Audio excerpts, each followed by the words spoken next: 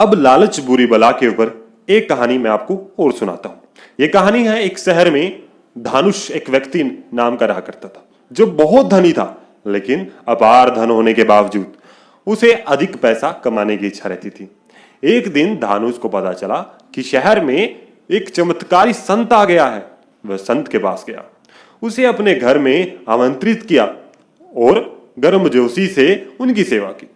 धानुष की सेवा से प्रसन्न होकर संत ने जाने से पहले उसे 4 लैंप दिए।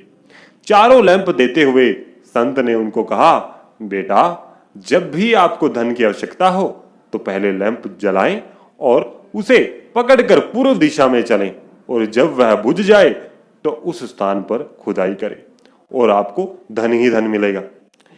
उसके बाद फिर से ये यदि आपको धन की आवश्यकता हो तो दूसरा दीपक जलाएं और पश्चिम दिशा में तब तक रखें जब तक यह बुझ ना जाए, और जब तक वहां खुदाई करेंगे तो आपको जमीन में दबी हुई बहुत सारी संपत्ति मिलेगी।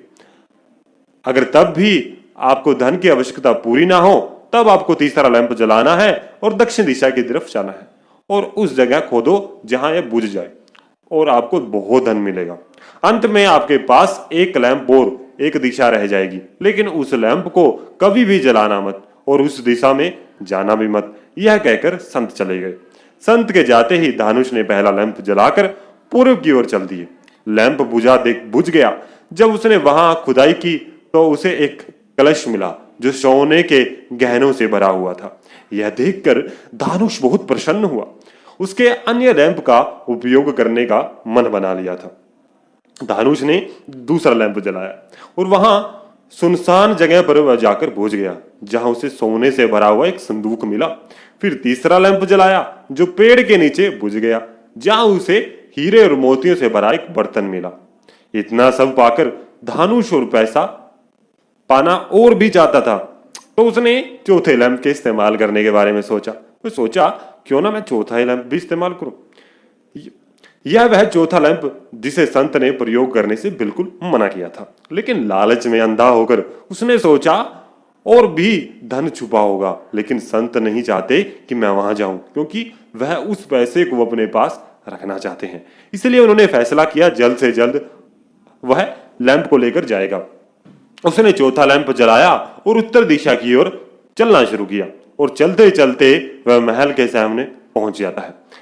लैंप बुझ जाता है। लैंप बुझने के बाद लालची धानुष ने महल का द्वार खोल दिया और महल में प्रवेश की और पैसे की तलाश शुरू कर दी। जब उसने पहले कमरे का दरवाजा खोला तो उसे हीरे जवाहरात मिले, जिसे देखकर उसकी आंखें नम हो गई।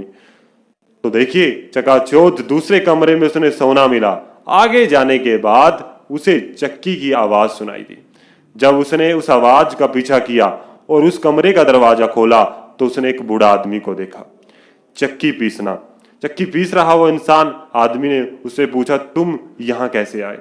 क्या आप इस चक्की की थोड़ी देर के लिए चलाएंगे? मैं एक ब्रेक लेना चाहता हूं और आराम करता हुआ और पूरी कहानी बताऊंगा। मैं यहाँ कैसे आया हूं और कैसे आया हूं, बूढ़े आदमी ने कहा से। आदमी ने सोचा कि बूढ़े आदमी को उस महल में और भी पैसे छुपा रखे होंगे। उसने सोचा कि यहां इसने और भी पैसे छुपा रखे होंगे, तो उसे जानकारी होने के बाद वह उसकी बातों पर सहमत हो गया। वह बूढ़े के यहां बैठ गया और चक्की चलाने लगा। बूढ़ा उठ खड़ा हुआ और जोर से हंसने लगा। यह देखकर आदमी ने पूछा कि तुम इस तरह हंस क्यों रहे हो, और यह कहकर चक्की चलाना बंद करने वाला था। तभी बूढ़े ने कहा, रुको मत, इस चक्की को चालू रखो। अब से यह महल है तुम्हारा और यह चक्की भी तुम्हारी। आपको इस चक्की को हम हर समय चलाते रहना है, क्योंकि एक बार चक्की रुक जाती है तो यह महल ढह जाएगा और तुम इसमें दबकर मर जाओगे।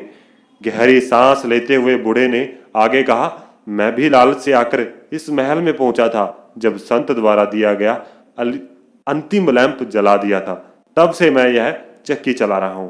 मेरी पूरी कहानी इस चक्की को चलाने के वक्त खत्म होती है। देखिए किस तरह से एक लालची इंसान, जिसके पास काफी ज्यादा मात्रा में पैसा आ चुका था, लेकिन उसके मन का लालच अभी भी खत्म नहीं हुआ था, वो चौथा लैंप लेकर भी वहां पहुंच गया और अपनी पूरी जिंदगी को बर्बाद कर दिया। तभी तो कहते हैं लालच बुरी बला होती है। आप भी किसी लालच के मकसद में ना फंस जाना, क्योंकि भगवान ने जितना दिया है उसमें ही सहमत होना चाहिए। अगर आपको हमारी यह वीडियो पसंद आई हो और ये हमारी कहानी पसंद आई हो तो लाइक शेयर जरूर कीजिएगा। कमेंट में हमें बताइएगा कि आपको वीडियो कैसी लगी। मैं आपके लिए नई नई वीडियोस लेकर आता रहूँगा। धन्यवाद।